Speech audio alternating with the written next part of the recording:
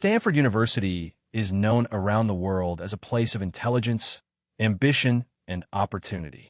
But on the morning of October 13th, 1974, inside one of its most peaceful buildings, something unimaginable was discovered. A young woman lay dead inside a university church. Her name was Arlis Perry. She was only 19 years old.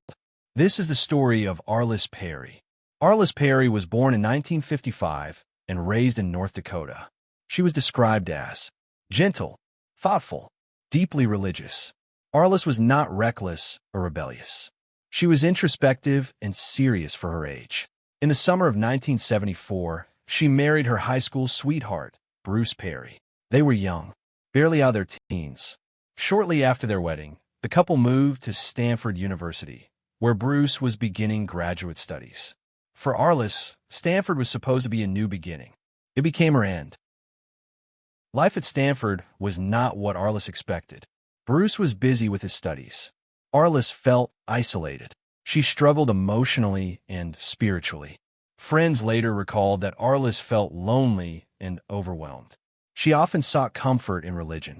On the night of October 12th, 1974, Arlis and Bruce argued. It was not violent, but it was serious. Arlis left their apartment late that night. She told Bruce she needed to pray. Sometime after midnight, Arlis walked alone across the Stanford campus. Her destination was Memorial Church. It was quiet, empty, unlocked. She entered the church seeking peace. She never left.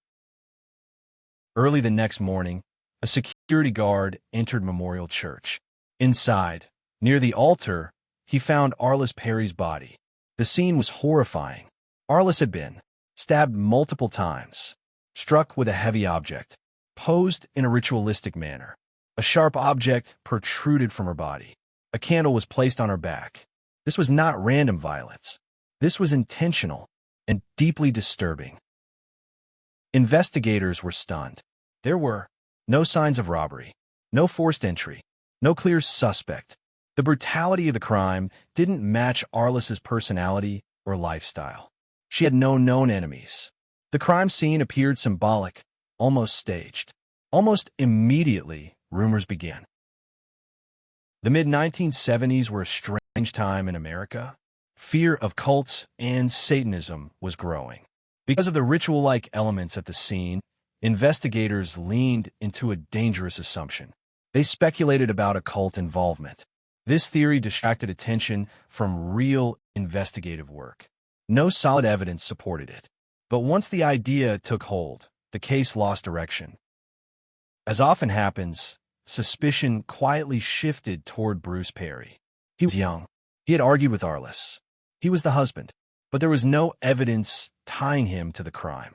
Bruce passed a polygraph. His movements were accounted for. Still, suspicion lingered and damaged his life for years. There was one detail investigators failed to take seriously. The church was unlocked, which meant someone else could enter. Someone who knew the building. Someone who had access. Someone who blended in. At the time of the murder, Stanford employed a campus police officer named Stephen Crawford. He was a security officer, a former military man, frequently inside Memorial Church. He was one of the first responders to the scene. He assisted investigators. He was never considered a suspect. As months turned into years, leads dried up. No arrest was made. The case slowly faded from public attention. For Arlis's family, time did not heal. It only deepened the wound. Arlis's parents struggled with unanswered questions. Her husband lived under suspicion. No one had closure. Stanford moved on. The church remained open. The killer remained free.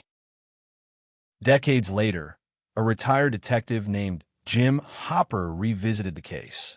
He reviewed the original files. He noticed something unsettling. Too many assumptions, too little evidence, and one name that kept appearing quietly, Stephen Crawford. Hopper looked at the crime scene photographs. The positioning, the violence, the weapon. This was not cult behavior. It was sexualized violence, and it fit a known psychological profile. Further digging revealed disturbing information. Stephen Crawford had A history of violent fantasies, access to weapons, deep resentment toward women. None of this had been investigated in 1974.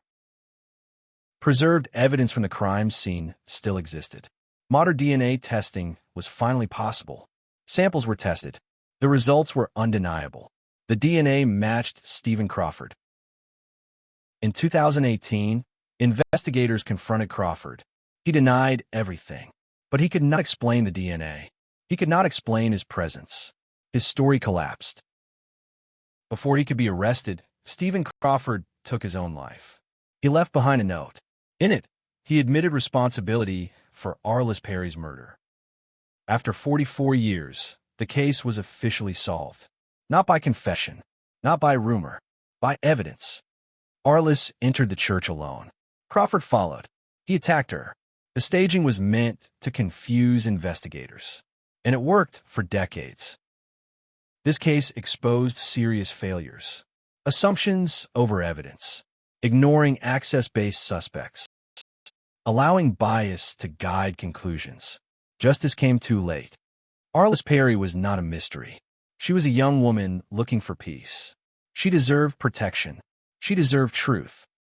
For 44 years, a killer stood in plain sight, wearing a badge, walking free, until time ran out.